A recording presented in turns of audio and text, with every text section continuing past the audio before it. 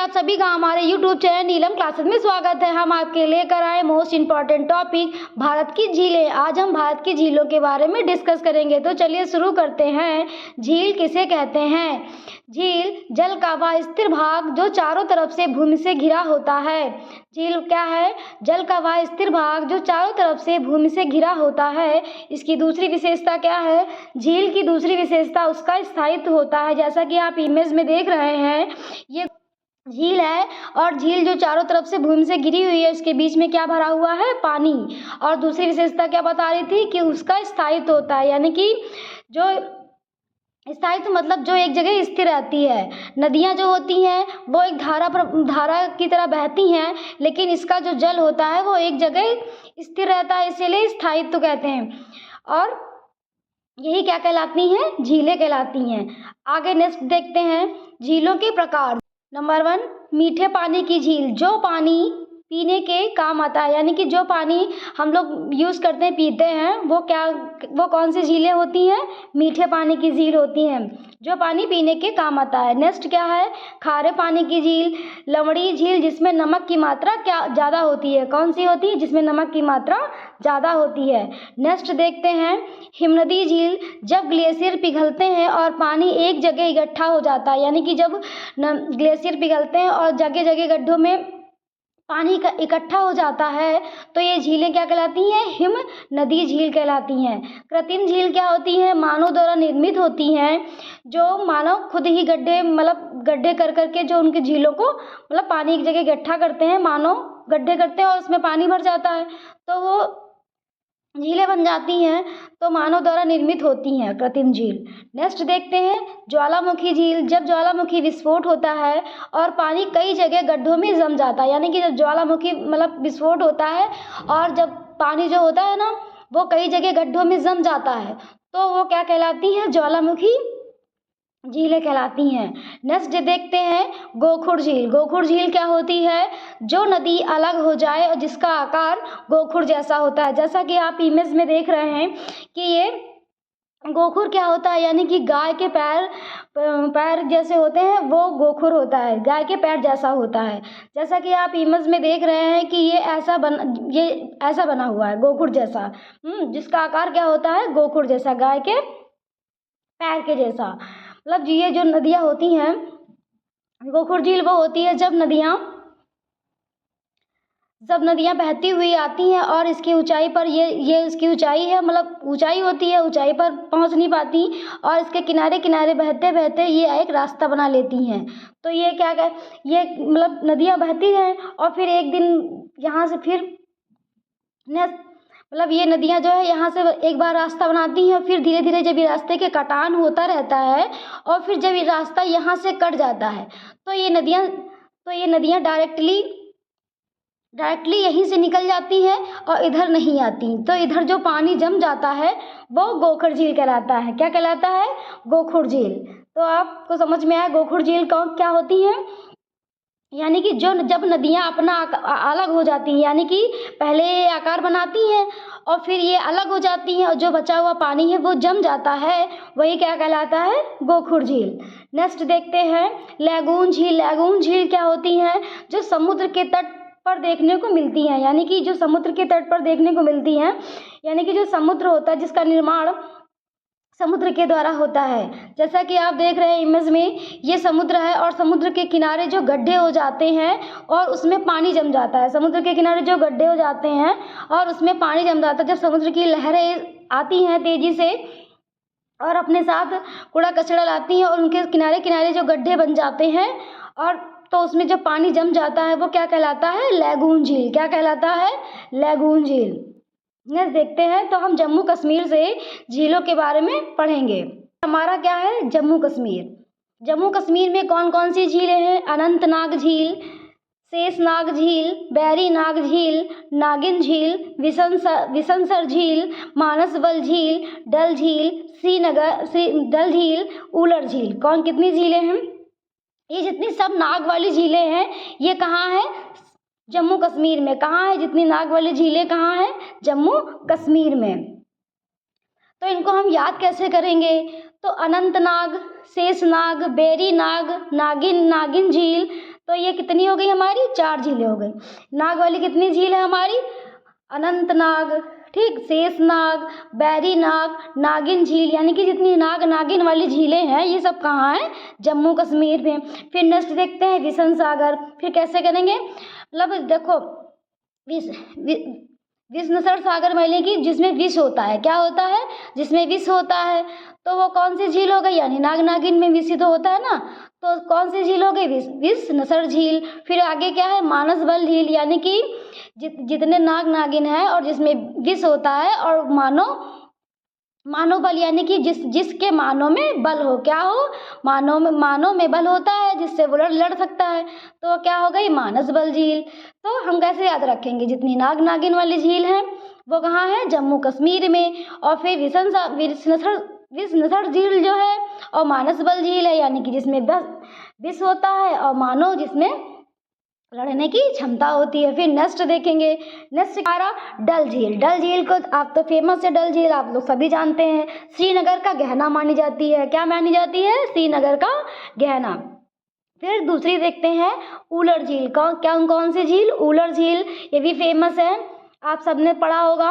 भारत में सबसे बड़ी मीठे पानी की झील है उलर झील। क्या है, भारत में सबसे बड़ी मीठे पानी की झील है। तो हमने जम्मू कश्मीर की झीलों के बारे में पढ़ा, अनंतनाग, शेषनाग, और जितने ये नाग नागिन वाली झीलें हैं सब कहाँ हैं, जम्मू कश्मीर में। कहाँ है, जम्मू कश्मीर में। नेक्स्ट देखते हैं उत्तराखंड कहाँ है हमारा, यहाँ है।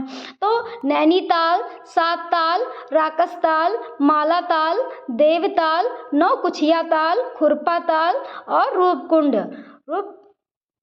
तो ये सब झीलें कहाँ हैं हमारी, उत्तराखंड में। यानी कि जो ताल वाली झीलें हमारी हैं, नैनीताल, सातताल, राकसताल, मालाताल और देवताल और नौकुचिया ताल जो झीलें हमारी हैं, खुरपा ताल, ये सब झीलें कहाँ हैं, उत्तराखंड में। एक झील है रूपकुंड झील है, ये क्या है, कंकाल झील, यानी कि यहाँ से कंकाल जो है प्राप्त हुए थे, तो इसको कंकाल झील के नाम से भी जाना जाता है। तो हमारी कौन कौन सी झीलें होगी, जितनी भी ताल वाली झीलें हैं, तीन ताल वाली झीलों को छोड़कर जितनी भी ताल वाली हमारी झीलें हैं ये सब कहाँ हैं, उत्तराखंड में। आगे हम डिस्कस करेंगे 3 ताल वाली झीलें हमारी कौन सी हैं।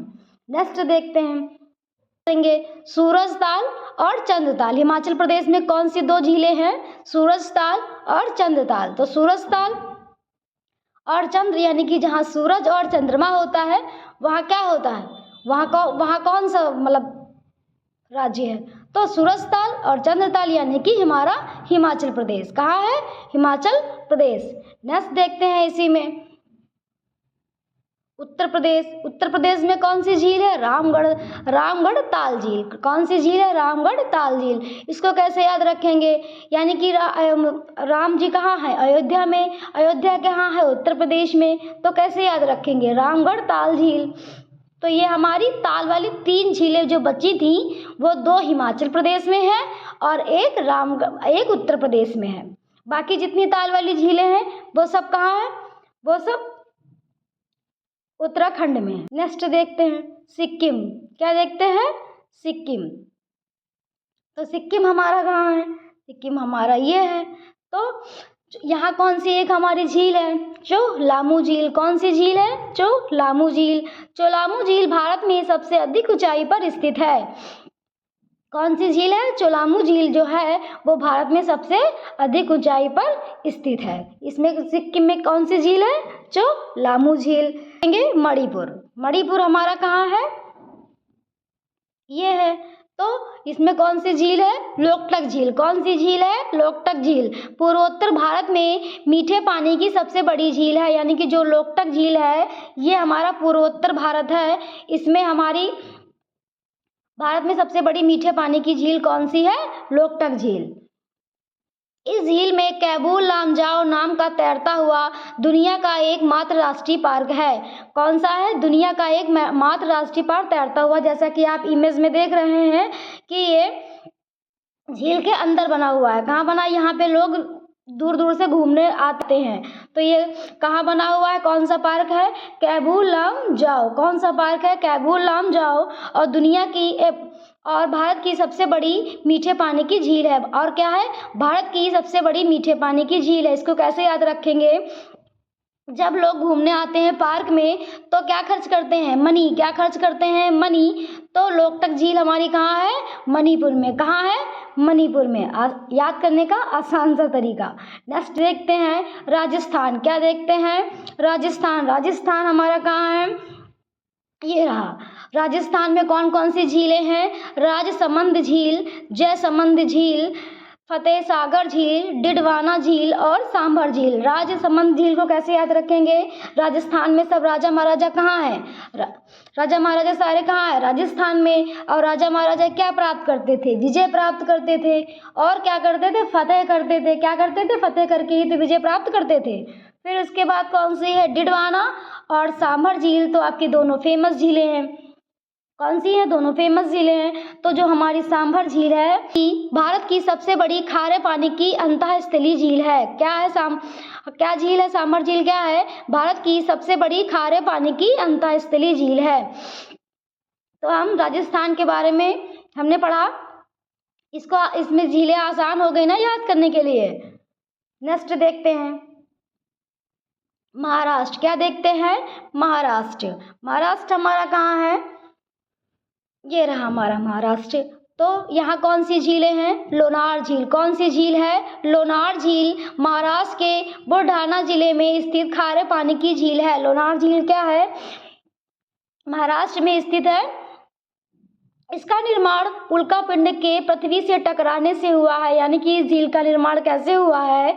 उल्कापिंड के टकराने से हुआ है। उल्कापिंड के पृथ्वी से टकराने से हुआ है।